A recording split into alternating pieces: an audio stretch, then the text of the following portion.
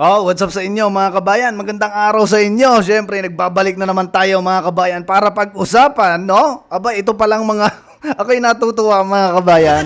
Kasi dito natin malalaman kung talaga bang matibay yung ipinaglalaban ng mga prosecutor patungkol sa impeachment ng ating vice presidente. Alam ninyo, mukhang nataranta mga kabayan itong mga prosecutor na to dahil sa ginawang aksyon no ng Supreme Court. Aba, ay kita ninyo mga kabayan yung ating nasa monitor natin na sinasabi diyan no batas PH mga kabayan. Kaya inyong ma-search din no sa Facebook o sa website mga kabayan. Ang sabi diyan no, House as Solgen help to comply with Supreme Court order on impeachment mga kabayan. Ibig sabihin lang dito hindi nila kaya mga kabayan na i-representa no yung mga sarili nila at sumagot no sa ginawang akbang ng Supreme Court patungkol diyan sa impeachment na pinagmamalaki nilang mayroong ginawang kabalbala ng ating vice presidente. Kita mo mga kabayan, dito pa lang diyan pa lang sa post na yan ng batas PH natin no talagang malalaman natin mga kabayan kung may makukulong ba. May makukulong ba diyan sa kapalpakan na ginawa ng SecGen ng Congress mga kabayan? O ito pa, si Senator Marcoleta, pakikinggan din natin no, patungkol diyan sa pagpapaliwanag sa kapalpakan na ginawa ng mga nandiyan sa Congress mga kabayan. Aba, talagang itong nangyayari na to ay masasabi nating mga kabayang sa atin ay papabor mga kabayan. At tayo ay masaya kasi dito lumalabas pa lang na talagang kumbaga hindi sila kumpiyansado sa kanilang mga ginawang desisyon. At meron pa lang isang kaibigan si Senator Marcoleta mga kabayan at yan yung pakikinggan natin. Siyempre, bago tayo magpatuloy nga pala mga kabayan, maraming salamat muna sa mga bagong subscribers natin, sa mga hindi pa inaanyayahan ko kayo na mag-subscribe. Nang sa ganay maging updated kayo sa ating mga video ina-upload mga kabayan. Bago tayo magpatuloy no, dyan sa pag-uusapan natin patungkol kay Senator Marcoleta, basahin ko muna sa inyo mga kabayan itong paghingi no ng tulong, paghingi ng saklolo mga kabayan itong mga prosecutor diyan sa sa Solgen. So mukhang talagang hindi nila kaya mga kabayan ang pinaggagawa nila. Ito mga kabayan ang sabi no, at naka-plus na rin sa screen mga kabayan ang inyong mabasa.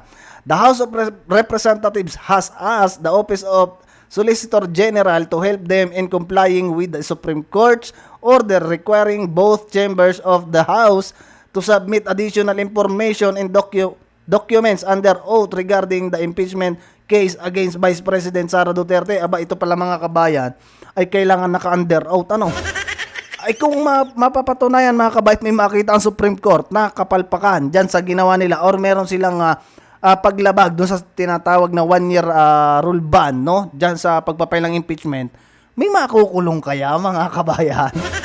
Mayayari kaya rin si Joel Chua? Sa palagay ninyo mga kabayan, natuloy natin.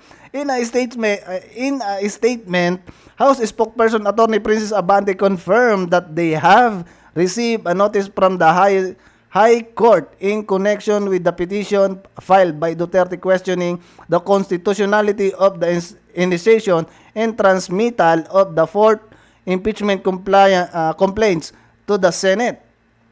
We have already referred the resolution to the Office of the Solicitor General as our counsel and shall coordinate closely with OSG to ensure the submission of required information within the non-extendable period of 10 days. Nako, 10 days pala mga kabayan. So ilang araw 'yan nung na-receive nila no yung pagpapatawag no na yung paghiling ng Supreme Court. Parang 22 mga kabayan no, dapat meron silang sagot. Days provided by the Supreme Court, Abante said. The House Representative and Secretary General Reginald S. Velasco as respondents in the said petition have been required to submit the additional information enumerated in the resolution and will comply accordingly. Abante added mga kabayan. Ito yung ating magaling na tagapagsalita dyan ng Congress. She vowed that the House will comply with the Supreme Court order within the given non-extendable period of the 10 days deadline mga kabayan. So malinaw dito no na talagang sila'y humingi mga kabayan ng tulong sa Solgen. So ibig sabihin mga kabayan, hindi sila kumpiyansado no diyan sa ginawa nilang pagpapile ng impeachment sa ating Vice Presidente. Kasi kung sila mga kabayan ay kumpiyansado sa ginawa nilang hakbang na mapatalsik ang ating Vice Presidente at wala silang paglabag diyan sa impeachment na yan mga kabayan, dapat sila na mismo ang harap at hindi na nila kailangan pa no na humingi ng tulong sa Solgen. 'Di ba mga kabayan, dito talaga ay papasok, no? Pasok 'yung sinasabi ni Senator Marcoleta na talagang may kapalpakan, no? Na ginawa itong SecGen ng Congress mga kabayan. At yan yung ating pakikinggan, no? Dito sa pagpapaliwanag ng ating magaling na senador. Alam niyo mga kabayan, diyan pa lang sa mga nangyayari na yan ay talagang masasabi natin na yung impeachment na yan, lalo pat ngayon ay nasa Supreme Court na mga kabayan, ay mababaliwala na yan. At sigurado na may mananagot diyan mga kabayan. Hindi naman po pwede na hindi mananagot yung mga yan. Kasi unang-una, kasiraan yan sa Vice Presidente. Sinira nila yung reputasyon ng ating Vice Presidente. Pangalawa, maaaring gumawa sila mga kabayan. Maaari lang, no? Hindi ko sinasabing talaga ginawa nila. Nag-falsification sila mga kabayan ng mga documents na sinasabi nilang ang Vice Presidente ay talagang may ginawang anomalya sa paggasta no ng pondo. 'Di ba mga kabayan? Even COA nga no, naglabas na ng unmodified opinion, pero dito kay Castro, kay Anticler, iba ang kanyang opinion mga kabayan. Open nyo muna natin itong pagpapaliwanag ni Senator Marcoleta mga kabayan. No, Matindi. ano po bang ibig sabihin ng ano yun ng Supreme Court? Alam mo, dalawang bagay ang tatamaan dyan. May relasyon sa una, yung tinatawag na violation of one-year ban rule. Okay. Makikita mo dyan, kaya inisa-isa, in-itemize ng Korte Suprema, yung pangangailangan na ibigay sa kanila lahat. Under oath, Opo. Oh, yung ikalawang bahagi, pupunta dun sa katibayan kung talagang yung verification dyan totoo. Okay. Ngayon, under oath yan. Sa aking palagay, magkakahirapan dyan.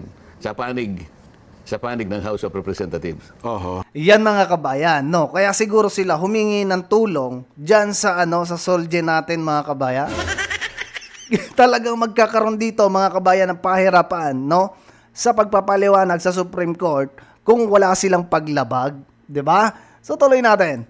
Kasi, yun lang tanong niya kanina, no? Yung isa na Opo. binanggit ni Congressman Nelson. Opo. Sinasabi, kailan na nailagay sa order of business yung unang tatlo Opo. na in-endorse na impeachment complaint na isinulong ng private citizens. Ang pinag-uusapan dito, Jen, yung December 2, in December 4, at saka in December 19. Kasi kagaya ng binabanggit natin noong mga nakakaraan patungkol dito, pagka-receive mismo ng opisina ng Secretary General, immediately kanya i-repair mo sa opisina ng Speaker. Ayun, Kaya tama. kinukwenta natin ano ba yung immediately. Opo. Sa lalo madaling panahon Sa dapat. aking pagkakaalam, sa mabilis na paraan, sa madaling pagkakataon, ano pa yung ibang synonym ng immediately? Agad-agad. Agad-agad. Opo. Karaka-raka. Akaraka. O yan. Hindi ba hapon Opo. yun? Oo nga po. Parang hapon no eh. Parang ano lang yan mga kabayan, yung forthwith, ano? Kaya siguro mga kabayan, pinipilit nila yung forthwith, no, dyan sa Senate kasi pagka ganito mga kabayan na nasa Supreme Court na ang issue, abay talagang may mananagot diyan mga kabayan. At for sure, yari itong mga congressman na to. Diba? Isa sa dami mga kabayan ang kumalat, no, na issue na kaya daw nagkapirmahan ng impeachment na yan ay nagkaroon ng bayaran. Ngayon, siyempre, nasa Senate, nasa Supreme Court na yan, mga kabayan, mabubusisi yan ng mga magagaling na maestrado sa Supreme Court kung ano ba talaga ang totoong nangyari. At bakit ganon kabilis ninyong naipasa yung fourth impeachment na yan, mga kabayan? At hindi nyo, hindi nyo binigyan ng pansin yung mga naunang tatlo na impeachment. Anong merong special diyan sa fourth complaint na yan na impeachment, mga kabayan, sa ating Vice Presidente? 'Di ba? Yari kayo ngayon, Joel Chua. Oh. Padalos-dalos mong ibigay. Parang gano'n, ha? Mamadali. Basta bilisan mo. Ibig sabihin, huwag kang magpatumpik-tumpik. Huwag mong tatagalan. Huwag kang kukupad-kupad. Yun ang ibig sabihin nun eh. Immediately. Magkaiba kasi mga kabayan yung forthwith daw. Magkaiba yung forthwith sa immediate. Kaya tapos kayo dito. Within 10 days, immediate. Dapat may sagot kayo sa Supreme Court. So, kailan mo ni-repair? Kaya meron siyang tanong dyan, binabasa ko eh. Meron ba kanyang discretion? Yung Secretary General, para yon ay kanyang ibinbin. Oo nga pala, Kanyang Kailan itatransmit? ipitin muna. Parang tutulugan niya muna at hindi niya muna ibibigay sa opisina ng... Oo nga. Kasi ng, parang inipon niya muna, Sen, di ba? ang sagot doon, hindi. Wala kang discretion. Walang kapangyarihan yung SecGen. Ang SecGen is the highest administrative officer of the House of Representatives. Okay. Wala siyang discretion. Opo. Ang kanyang trabaho is ministerial in character. Ano ibig sabihin? Kung ano yung nakalagay doon, yun lang ang gagawin mo. Katibayan yun ng rules ng rules ng impeachment eh. Pinagtibay yun eh. Opo. Hindi basta-basta yun. Hindi mo po pwedeng teka muna, bukas ko na ang ibig sabihin ng immediately kaagad mong ibigay. Opo. Huwag ka nang mag-isip na kasi wala ka naman dapat isipin pa eh. Pag nakita mo na yun ay verified, yun naman, kaya napakadali naman, may checklist kung anong verification. Napakarami niyang abogado doon na mag-a-advise sa kanya, o palagay mo ng isang araw. Isang araw. Opo. Siguro naman sa loob ng isang araw, mga ilang pahina lang naman yun, bubusisiin, o ito ba na-verify? Pag verified kasi, talagang may nagnotaryo, tiningnan kung yung forma, nandiyan ba yung forma, may cause of action ba, may ganito. O sige, i-repair na natin. Ayun. Paano ngayon sila magbibigay ng under oath na sagot na sa mga requirements na yun ng Korte Suprema, wala nga siyang discretion eh. Ministerial. Lilitaw ngayon dito na yung Secretary General, kauna-unahan, hindi niya ginanap ang tungkulin niya. Lalong-lalo na yung December 2. Doon nagsimula eh. Yun ang una eh. Alam mo, kaya ito, nadinig mo dyan. Opo. Hinahanapan ilang session days. Kasi ganito yan, Jen. Halimbawa, ngayong araw na to, nag-session tayo. Opo. Pero hindi naman siya nag-adjourn. Sabi niya, suspend lang. Suspend. Opo. Sabi niya nga, magsasalita yung presiding officer. Session is suspended until tomorrow at 3 o'clock in the afternoon. So, bukas, hindi pangalawang session yun, kasama pa rin sa per session. Kahit na inabot tayo ng 3 weeks, sinususpend natin. After 3 weeks, one session lamang yun. One session, tama. Ngayon, bibilangin ngayon yun. Ngayon, alam ko merong isang session doon na nagtagal talaga. Kasi makikita mo yung tagal, kunin mo yung journal. Ayun, doon makikita So, kapag ka nakita doon na bakit kinakailangan ninyong isuspend? Kasi technique ito eh. Tingnan ninyo, 3 weeks kayong nag-session pero it is only considered as one session day. Ibig sabihin, pinatulog. Tama. Bibilangin. Ito ngayon, ang mabigat. Alam niyo mga kabayan, aring mga pagpapaliwanag no ni Senator Marcoleta ay talagang napakaliwanag. At pangalawa, no, mas bibilib tayo dito kasi ito talaga mga kabayan ay against no diyan sa mga pinaggagawa na nakita naman natin no diyan sa Congress na talagang persecution sa Vice Presidente mga kabayan. Napakalinaw ng pagpapaliwanag dito ni Senator Marcoleta at talagang kumbaga maiintindihan natin kung ano ang mga naganap no na palabas diyan sa Congress kay naman. O hindi nila mapapalito na merong discretion yung ano. Talagang hindi ni-repair eh. Kasi kailangan ibigay mo kinukuha yung mga dates eh. Yun na nga, Kailan mo ni-repair? Kasi mula doon sa pagkaka-repair, huwag natin pag-usapan yung December 4, December na. Kasi yung pinaka-crucial dito yung December 2. Yun ang kauna-unahan. Yung kauna-unahan po na i-file. Tama. Steps yun eh. Steps. Una, Secretary General is supposed to immediately refer it to the office of the Speaker.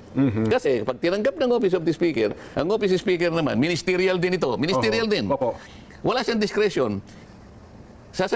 Tatawagin niya yung majority leader. Ito yung chairman ng Rules Committee. I-include mo kaagad, hindi naman kaagad, within 10 session days. Ngayon, kung mo yung December 2, kung may plano na sila doon, ipitin nyo kanya halimbawa, kaya nga magtatagal sila eh. So, kahit na isang buwan tayong nag-session, sinuspindi lang, walang nag-adjourn. Walang nag-adjourn, Napatulog nila ngayon. Yun ang dahilan kung bakit hindi na-aktuhan in December 2, December 4, and December 19. Hinintay nila yung February 8, February 5. February 5, yes po. Mag-a-adjourn na kami noong February 5. Doon dali-dali nilang nilagay. Ngayon, hinahanapan dito sa order ng Korte Suprema. Sabi niya, binigyan ba sila ng kopya lahat sila ng mga members na pumirma? Binigyan ba sila ng pagkakataon na mabasa? Binigyan ba sila ng mga material ng ebidensya kalakip ng every article of impeachment na kalagay dyan? Whether it was a company Magkakaalaman na dito eh. Ang dami daw pumirma doon, hindi nakita yung unang pahina. Ano sabi niya? Within 10 inextendable period. Oo. Sa makatwid, anong date ngayon, Nelson? 11. July 11 po. Oh. Oo, Calendar days po ang sabi dito. 10 calendar halimbawa, days. na-receive bukas, kasi maaaring hindi pa na-receive ngayon. Ikaw, nangimo lang na ano eh. Opo. So, na-receive halimbawa ng House of Representatives bukas. Anong date bukas? Sabado bukas, Sen. Ano nga? 12. O, 10 days. July 12. Opo. July 22, kinakailangan nakaano na. May sagot na. May sagot na sila. Yung lahat ng nire-require nila Oho. ay ibigay nyo sa amin. At bigyan nyo rin kami kung ilang session days kayo. Kasi doon bibilangin niya eh. Kung ni-repair mo sa office ng speaker naman within 10 session days, bibilangin niya lang eh. So hindi mo talaga ni-repair. Kasi hindi kaagad within 10 session days, hindi naman nalagay sa order of business. Para ko nang nakikita, titingnan ng Korte Suprema, nasaan ka yung mga order of business? Titingnan niya. Naku, Wala dito eh. Oho. Baka mamaya, lilitaw, pinagsama-sama nila. Ako may palagay ako. Baka yung huli, binilang nila yung ikasampu. Dahil alam nila intindi. Ang ikasampu sigurado dyan dahil talagang pinatulog nila February 5. Dahil yun ang huli Opo. na isinulong nila sa Yung sinabit na sa isinabmit Senado. nila. Opo. Oho. Magkakaalaman dyan. Nakikita ko na yung direksyon ng Korte Suprema. Oho. Pero parang ang dami hinihingi ng Korte Suprema, no? ABCDFG, Hanggang J. hanggang J eh. Oo. Ipat- Nakahati lang sa dalawa eh. Mapapatunayan dyan kung yung one-year ban rule ay talagang nilabag. Opo. Oo. Tsaka yung kung ito ay nabasa ng mga pumirma. Kung ito, yung verification ang importante dyan. Oho. Kasi yung Dito pa lang mga kabayan sa pagpapaliwanag ni Senator Marcoleta ay talagang makikita natin ang magiging resulta no diyan sa ginawang aksyon ng Supreme Court kung talaga bang sila lumabag mga kabayan doon sa 1-year ban. Kaya siguro talaga na diyan sa una nating naipakita sa inyo na ang mga prosecutor o yung mga congressman na yan ay humingi agad ng tulong diyan sa Solgen. Siguro mga kabayan hindi nila kaya na palusutan yung nangyari na yan na tingin ko'y palpak mga kabayan. Kasi talagang nakita natin na merong mga naunang impeachment complaint. Bakit yun mga kabayan ay hindi na-entertain? At ang na-entertain nila itong huling impeachment na complaint sa ating Vice Presidente. Yun yung nakakapagtaka mga kabayan. Bakit hindi nila inasikaso or hindi ipinasa agad nitong SecGen dyan sa House Speaker kay Romualdez mga kabayan. Kaya yung sinasabi ni Tubi Chanco na yung impeachment na yan ay talagang kumbaga inihabol lang o inilusot lang mga kabayan netong Congress para nasa ganun mga kabayan kumbaga bumaba yung pagtingin ng mga Pilipino sa lineup ng mga Dutertes mga kabayan. Yan yung nakita natin. Kaya sinabi ni Toby na yung ginawa na hakbang ng Congress mga kabayan ay talagang yun yung nagpabagsak sa kanilang lineup sa kandidatura mga kabayan. Dito napakalinaw na sinasabi ni Senator Marcoleta na talagang yan malalaman natin mga kabayan sa magiging desisyon ng Supreme Court. Di itong impeachment mga kabayan, tulog na naman to. Hindi to mga kabayan madidinig sa 28th Congress pagka sila ay nag-start mga kabayan kasi handle na ngayon ng Supreme Court. Diba? Di lalong nagpa-indaw-indaw na yung impeachment na yan. Yung inaabangan natin mga kabayan na bloodbath, mukhang hindi mangyayari mga kabayan. Sa Supreme Court pa lang ay for sure na talagang bubusisiin ng maigi yan kung sila ay may paglabag na ginawa. Diba mga kabayan? So hanggang dito na lang muna mga kabayan na ating video at talagang itong sinasabi na to ni Senator Marcoleta ay napakahaba at napakarami ng mga sinasabi niya dyan. Puntahan nyo na lang mga kabayan, alam ko naman kayo nakatutok din sa Net25 diyan sa channel mga kabayan na laging nandyan si Senator Marcoleta. Mas maganda mga kabayan, panoorin nyo ng buo at talagang napakarami ng impormasyon na makakalap ninyo patungkol dito sa mga sinabi na to ni Senator Marcoleta hinggil dyan sa ginawang aksyon ng Supreme Court mga kabayan. So adjust muna. O nga pala makakalimutan ko mga kabayan, yung nga pala kahapon na i-upload natin patungkol dun sa puting sakong hindi natutunaw ay may paliwanag pala diyan yung Navy, yung tagapagsalita mga kabayan ng Navy na nandun mismo sa area at sinasabi niya na yung sako palang puti na yon mga kabayan na pinaglagyan ng buto di umano ng tao ayun daw ay bago mga kabayan. Yung mga luma ay talagang kumbaga dun daw lang nila inilagay para na sa ganun ma-appreciate daw mga kabayan ng media at ng mga tao makakapanood yung mga nakalap nilang mga buto mga kabayan. At yan pala idadalhin pa sa forensic exam mga kabayan, forensic parang itetest pa nila no, kung yan ba talaga yung buto ng tao mga kabayan at titingnan kung ano yung DNA mga kabayan. So anyway, hanggang dito na lang muna yung ating video, no. See you sa susunod mga kabayan. Ingat kayo palagi at syempre, huwag niyo kakalimutan mag-like, mag-share na sa ganun ay mas marami pa yung makapanood ng ating video ginagawa. At pangalawa, magbigay din kayo ng inyong opinion sa comment section mga kabayan. Adios muna, see you sa susunod na video mga kabayan.